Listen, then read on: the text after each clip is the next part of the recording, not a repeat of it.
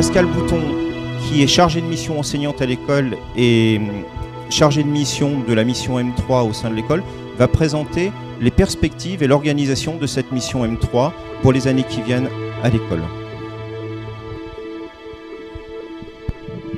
Merci. Alors, vous voyez, il y a un petit changement, je me mets debout. Parce qu'il paraît que pour arriver à capter l'attention, il faut de temps en temps changer le rythme des choses. Et puis comme je suis la seule femme ce matin à prendre la parole, en l'honneur de toutes les dames qui ont aussi composé l'histoire de l'École nationale de voile, je resterai debout.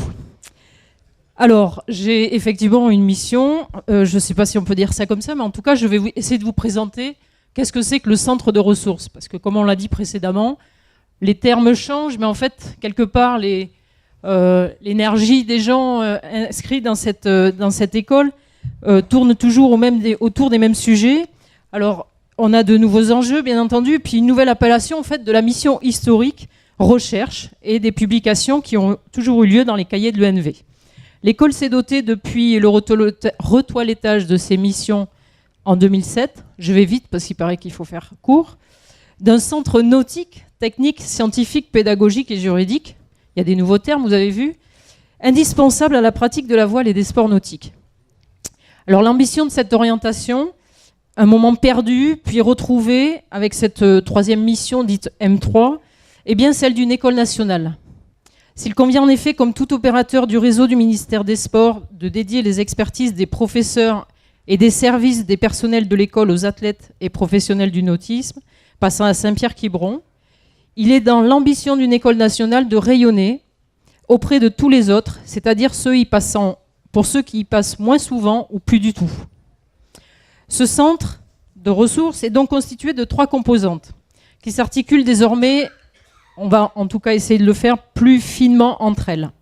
Alors la première composante, on en a parlé, c'est celle des expertises, c'est-à-dire celle des hommes et des femmes qui, dans le cadre de leur mission, soit dans le sport de haut niveau, soit dans la formation, accompagnent nos différents partenaires et produisent au-delà des actions concrètes, des documents, des outils ou des traces de leur activité quotidienne.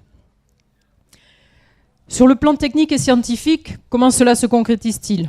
Par exemple, avec Sophie en aviron, on en a parlé tout à l'heure, ou Paul en voile, par la mesure et leur analyse pour aider à la haute performance auprès des entraîneurs et des athlètes du haut niveau.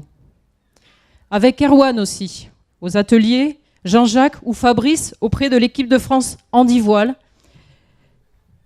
Et puis cela a également débuté en kitesurf, avec Laurent et Paul de nouveau, qui permet de bénéficier de son expérience des travaux déjà menés en voile et de les investir directement dans ces nouvelles activités qui ont besoin de notre coup de main pour démarrer.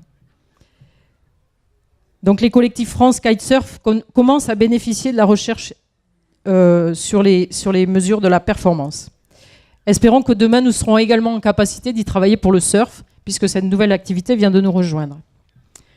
Parfois, cela revêt des aspects plus discrets, mais tout aussi fondamentaux, comme par exemple l'aide à l'appropriation de nouveaux outils numériques de travail pour les cadres techniques des fédérations et des athlètes.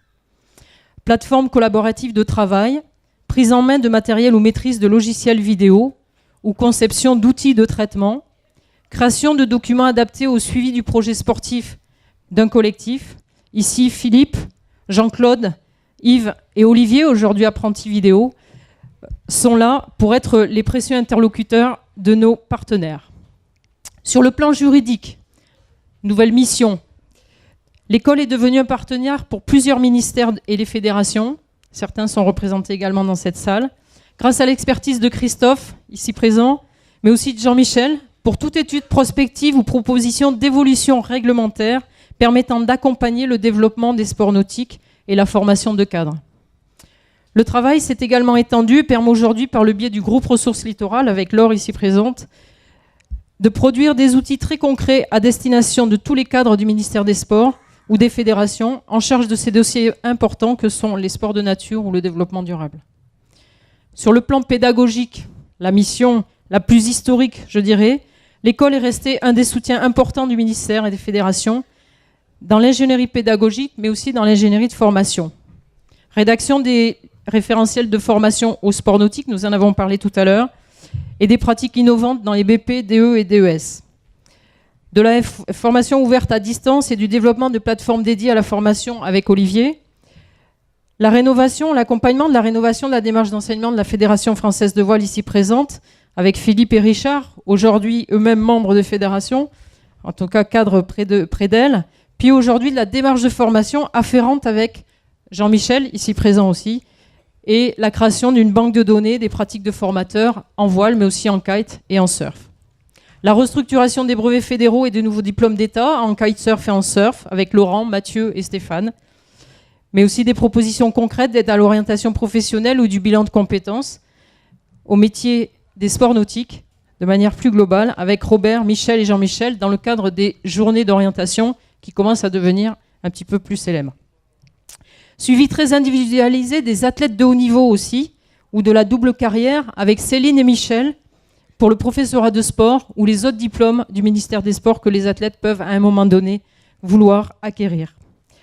La formation continue et à distance des directeurs dans les réseaux professionnels, comme celui de France Station Nautique, avec Robert qui s'est exprimé tout à l'heure. Et j'en oublie encore, que mes collègues veuillent bien ici m'en excuser par avance. Cette première composante, donc, qui est donc basée sur tout ce que nous faisons au quotidien, vient s'appuyer sur une deuxième composante qui est celle de la diffusion, de la production et de la diffusion de ces ressources et donc des productions concrètes. Les cahiers de l'ENV, les anciens cahiers de l'ENV, sont devenus en 2007 les cahiers de l'ENVSN, et rénovation des statuts oblige, multimédia. Avancée technologique oblige. Avec la précision du contrat de performance en fin d'année dernière et des nouvelles orientations de l'école, notre ambition est désormais d'y diffuser sous toute forme que ce soit, numérique, papier, support CD, DVD, etc., les expériences et les compétences citées préalablement. Il s'agit de donner aux acteurs du sport, et plus particulièrement des sports nautiques, tous les outils qui leur seraient nécessaires au quotidien. Nous les invitons d'ailleurs à nous rejoindre pour nous les préciser quand ils ne sont pas déjà identifiés. Par exemple, les productions de l'ENVSN et FFV seront désormais conventionnées dans le cadre de notre partenariat pluriannuel et nous proposerons bien entendu la même démarche aux autres fédérations. Répondant aux commandes de nos partenaires, nous avons également pour mission de les provoquer du fait de notre terrain élargi d'expérimentation dont vous avez pu vous faire une idée jusqu'à maintenant. Enfin, le site web de l'école, en plein chantier actuellement, je vous l'accorde, sera un de nos vecteurs de promotion et de diffusion des ressources au grand public, avant qu'une politique plus ambitieuse de communication du centre de ressources ne soit ensuite engagée. La troisième composante, et la dernière qui n'est pas des moindres, est celle d'un centre ressources, mais qui s'appelle surtout un centre documentaire. Il est animé par Isabelle, qui a abattu ces dernières années un travail énorme de numérisation et de réorganisation de tout le fonds pour s'adapter aux nouveaux médias. C'est en fait une structure unique en France et en son genre, avec ses 5000 ouvrages dédiés à la culture maritime et à tout ce qui touche au sport nautique. Sa banque de données est désormais accessible en ligne, c'est-à-dire à tous, avec une grande partie des ouvrages qui devraient devenir directement consultables par tous nos abonnés. Le but est bien de continuer encore afin que ce fonds documentaire si précieux soit consultable par tous et de partout grâce à Internet. Vous l'avez compris, ces trois composantes forment un tout. Donc pour synthétiser très rapidement, les professeurs, eux-mêmes personnes ressources, de par leur expertise et action, interviennent, analysent, conçoivent ou produisent. Les cahiers de l'ENVSN multimédia, par le biais du site et de sa plateforme de travail collaboratif, où les sites et documents de nos partenaires diffusent ces expériences et de nouvelles connaissances. Enfin, le centre documentaire archive et rend accessible tout ce travail au plus grand nombre. Nous espérons qu'ainsi le tout soit supérieur demain à la somme de toutes les riches parties qui composent depuis 40 ans notre école nationale. Gageons qu'avec cette ambition retrouvée, ce soit pour longtemps encore. Merci de votre attention.